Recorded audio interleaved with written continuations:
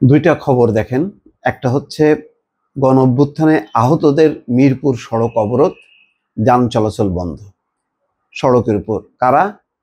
সেই গণ অভ্যুত্থানে আহতরা মিরপুর সড়কের উপর কেন? তাদের সুচিকিৎসার দাবিতে। আর একটা তো মোটামুটি মার্শাল্লাহ, তিতুমিরের শিক্ষার্থীরা, তারা বিশ্ববিদ্যালয়ের দাবিতে একেবারে ওই পুরো গুলশান এলাকায় একটা নরক তৈরি করেছে। যদিও বলছে যে ব্লকেট টু নর্থ সিটি শিথিল, কিন্তু অবরোধ তারা রেখেছে, বাঁশ দিয়ে সড়কের যান চলাচল বন্ধ রেখেছে। এই রাজধানীর আসলে কি হবে? এখানে কোনো প্রশাসন, কোনো নিয়ন্ত্রণ, কারো কোনো কিচ্ছু নেই। কোথায় ছাত্ররা নাকি উদ্ধার করেছিল দেশকে, সেই ছাত্ররা এখন রীতিমতো ডুবাচ্ছে। প্রতিদিন তাদের কর্মসূচি থাকছে এবং এমন এমন সব দাবি যেটা আসলে পূরণ করা মানে খুবই কঠিন হয়ে যাচ্ছে। তো দেখি প্রথমে কি ঘটনা দেখেন। সুচিকিৎসা, পুনর্বাসন এবং রাষ্ট্রীয় স্বীকৃতির দাবিতে রোববার সকালে রাজধানীর আগারগাঁওয়ের রাজস্ব ভবন থেকে শুরু করে টিবি হাসপাতালের রাস্তা বন্ধ করে দেন জুলাই গণ অভ্যুত্থানে আহত বেশ কয়েকজন। এখানে গতকাল শনিবার সন্ধ্যা থেকে তারা অবস্থান নিয়েছিলেন বলে জানান।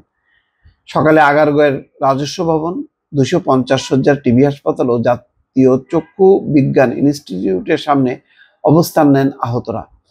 এসব এলাকা দিয়ে যানবাহন যেতে দেওয়া হয়নি, রোগী বা অ্যাম্বুলেন্স দেখে ছেড়ে দেওয়া হয়। এই অবস্থায় এই সড়কে যানবাহন চলাচল বন্ধ হয়ে যায়, আশেপাশে দেখা দেয় যানজট। এদিকে দুপুরে মিরপুর সড়কও অবরোধ করেন আহতরা। আহতদের একজন সাব্বির বলেন, আজকে পর্যন্ত তারা পরিস্থিতি দেখবেন, যদি কেউ না আসে, দাবি না মানে, তাহলে আগামীকাল তারা সচিবালয়ের দিকে যাবেন। আহতরা হুইল চেয়ারে বা চেয়ারে বা লাঠিতে ভর করে তারা সচিবালয় পর্যন্ত যাবেন। কি অবস্থা! মানে তাহলে কোথায় সরকার, কোথায় ব্যবস্থাপনা, কোথায় তহবিল করা হলো? যে তহবিলে 50 কোটি টাকা না কত কোটি টাকা রাখা হয়েছিল প্রথমেই। বেলা 1টায় শেষ খবর পাওয়া পর্যন্ত শিশু মেলার সামনে মিরপুর সড়কে অবস্থান নিয়েছে আহতরা। এতে সড়কের সব দিকে যান চলাচল বন্ধ হয়ে গেছে, পথচারীরা চরম দুর্ভোগে পড়েছেন। গেল। আর এদিকে কি হচ্ছে?